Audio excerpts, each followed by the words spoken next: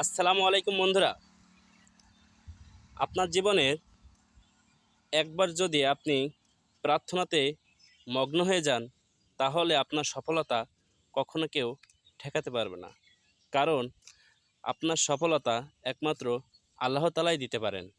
আর সেই আল্লাহ তাআলার কাছেই আপনি যদি প্রার্থনার মাধ্যমে চাইতে থাকেন, তাহলে নিশ্চয়ই আল্লাহ তাআলা আপনাকে প্রার্থনা কবুল করে নেবেন।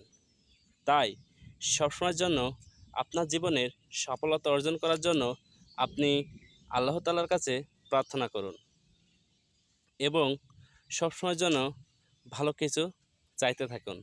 আল্লাহ তাআলা বলেছেন, তোমার ভাগ্য নির্ধারিত, কিন্তু আমি সেই ভাগ্যকে পরিবর্তন করতে পারি।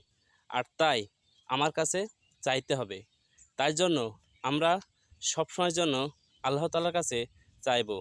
ইনশাআল্লাহ আল্লাহ তাআলা আমাদের সকলের মনের আশাগুলো পূরণ করে দেবেন।